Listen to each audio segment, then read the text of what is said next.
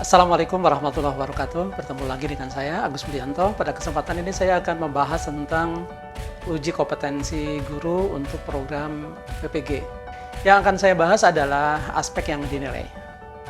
Ini jadi penting ya, jadi proses seleksi, proses daring, proses workshop, proses PPL, di dalamnya juga ada PTK. Pada akhirnya itu ada penilaian yang menjadi momok, menjadi sesuatu yang menakutkan atau yang sesuatu membuat risau para peserta PPG adalah takut tidak lulus di bagian uji kompetensi. Uji kompetensi mahasiswa PPG itu ada dua. Yang satu uji kinerja yang biasa disebut dengan UKIN, dan yang satu lagi disebut dengan uji pengetahuan. Uji pengetahuan disebut UPENG. Harusnya UPENG ya, tapi disingkatnya jadi UP. Jadi bukan UK dan UP, tapi menjadi UKIN dan UP. Yang setara seharusnya UKIN UPENG, UK UP seharusnya. Ya, tapi entahlah karena ini yang dipilih dan kemudian jadi populer, itu istilah yang digunakan. Baik, saya akan bicara tentang uji pengetahuan. Sebentar, kita bicara tentang aspek yang dinilainya dulu. Baik dalam UP dan maupun dalam UKIN. Sesuai dengan amar undang-undang bahwa guru itu harus memiliki kompetensi pedagogis, kompetensi profesional, kompetensi kepribadian, dan kompetensi sosial. Ada aspek yang harus dikuasai oleh peserta PPG. Ada yang tesnya dilakukan melalui UP, tapi ada juga tes yang lebih dikonsentrasikan pada UKIN. Jadi memang dua model tes ini untuk mengukur kompetensi yang sesuai dengan model ujiannya. Baik, untuk selanjutnya coba Anda perhatikan gambaran yang Anda bisa lihat ini samping saya. Baik, kita akan membahas tentang cakupan. Kita membahas tentang cakupan UKM PPG. Ini ada area kompetensi yang akan diukurnya, cakupan kompetensi. Kemudian jenis tesnya, ada yang UP dan satu lagi UKIN. Untuk kompetensi pedagogik, aspek yang dinilainya adalah kemampuan merencanakan pembelajaran yang mendidik, kemampuan melaksanakan pembelajaran yang mendidik.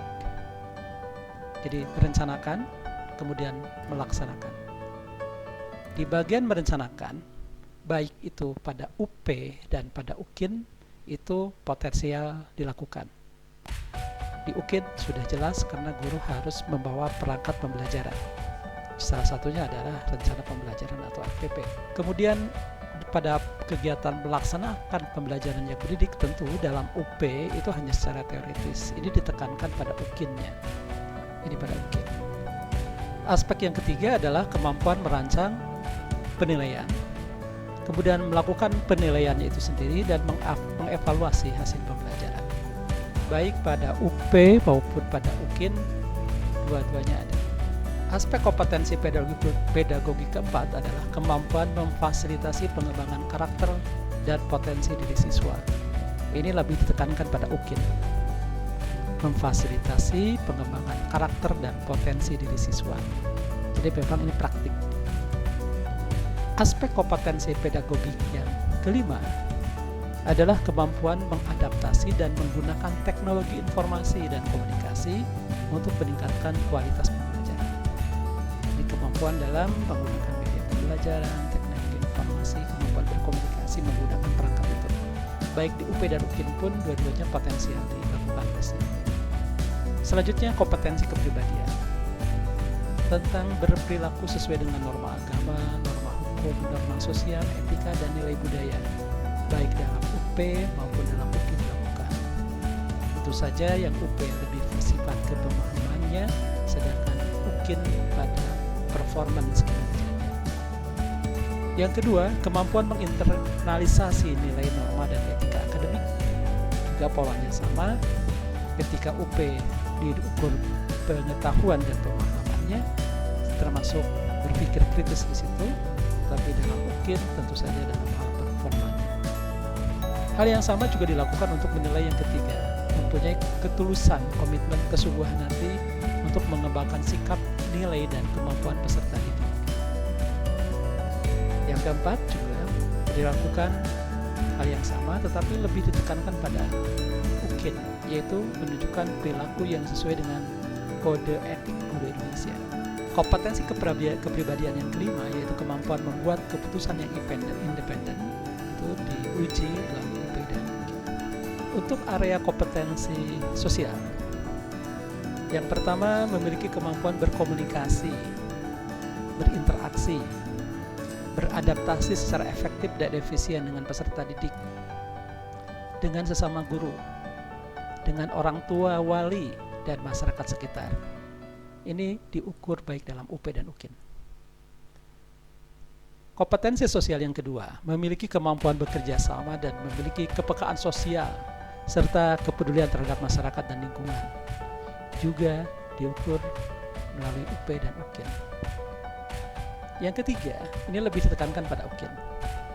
Memiliki kemampuan menghargai keanekaragaman budaya, keanekaragaman pandangan, agama, kepercayaan, serta pendapat atau temuan orisinilitas orang lain. Jadi hal menghargai keanekaragaman dan perbedaan itu lebih ditekankan pada UKIN. Untuk area kompetensi profesional, yang pertama, menguasai materi pelajaran secara luas dan dalam. Yang kedua, menguasai dan menemukan konsep pendekatan, teknik, dan metode ilmu pengetahuan, teknologi, atau seni yang relevan. Itu baik dalam UP dan UKIN sama-sama diuji. Kemampuan mengelola informasi, ini lebih ditekankan pada UP. Meskipun pada UKIN tetap saja itu menjadi penekanan dalam proses walaupun tidak secara spesifik diuji dalam uji kompetensinya. Kemampuan mengadaptasi dan menggunakan teknologi informasi dan komunikasi, baik UP dan UKIN, ini juga diukur. Kompetensi yang kelima dalam kompetensi profesional yaitu kemampuan menerapkan konsep teoretis tentang materi pelajaran yang diampu. Ini sesuai dengan bidang studi atau mata pelajaran yang relevan. Makanya sangat diuntungkan dan menjadi kewajiban linearitas keilmuan dengan tempat bekerja. Keenam, kemampuan merancang dan melaksanakan penelitian tindakan kelas. Ini baik UKIN dan UP juga dinilai. Yang ketujuh, kemampuan bekerja di bidang keahlian pokok. Keahlian pokok yang terkait dengan bidangnya. Baik itu aspek yang diukur dan sebagai tambahan ini ada struktur penyelenggara baik UP ataupun UKIN. Ada panitia di tingkat nasional, disebutnya PANAS, Panitia Nasional KMBG. Di situ ada penanggung jawab, ada pengarah, kemudian ada panitia pelaksana. Di dalamnya ada divisi pengelola uji, ada divisi pengembangan sistem uji, ada divisi sistem informasinya, dan yang divisi penjaminan mutu. Nah, divisi penjaminan mutu ini adalah orang-orang yang ditugasi umumnya dari penyelenggara PPG yang sudah berpengalaman untuk menjadi penyelia atau supervisor dalam pelaksanaan ujian kompetensi baik UP dan UKIN. Jadi ketika Bapak Ibu mengikuti UP dan UKIN, selain panitia lokal juga ada orang baru yang datang. Beliau adalah penyelia atau supervisor yang ditugaskan oleh pemerintah untuk memantau. Nah, di level panitia teknis itu ada disebut dengan panitia lokal (PTK). Di dalamnya tentu saja ada pengarah, ada penanggung jawab, kemudian ada ketua pelaksana, kemudian ada koordinator UP. Ketua pelaksana kadangkala di sini adalah ketua prodi PPG-nya. Kemudian ada koordinator UP, orang yang ditugaskan khusus untuk ujian pengetahuan juga. Nah, pada saatnya nanti ada koordinator UKIN juga di situ. Kemudian di situ ada pengawas dan penanggung jawab ruangan. Pengawas dan penanggung jawab ruangan. Kalau pengawas lebih ke mengawasi tindak laku perilaku peserta. Kalau penanggung jawab ruangan lebih ke melihat kesiapan sarana prasarana apapun yang dilakukan oleh peserta ujian itu dipantau di dalam kelas oleh pengawas. Kemudian sebenarnya juga ada monitoring melalui IT, karena apa yang peserta kerjakan di dalam pada laptop atau pada perangkat tesnya, komputer, itu terkoneksi dengan sistem. Sehingga perlu diingat ketika Anda melakukan tes UP, jangan ada upaya memfoto, mendokumentasi, kemudian menyebarkannya. Jadi kalau ada upaya untuk memfoto kemudian membagikan, itu sama dengan memberitahukan siapa yang melakukan tindakan itu, dan itu sanksinya berat ya. Sekian saja informasi dari saya. Tetap semangat untuk belajar mengembangkan diri.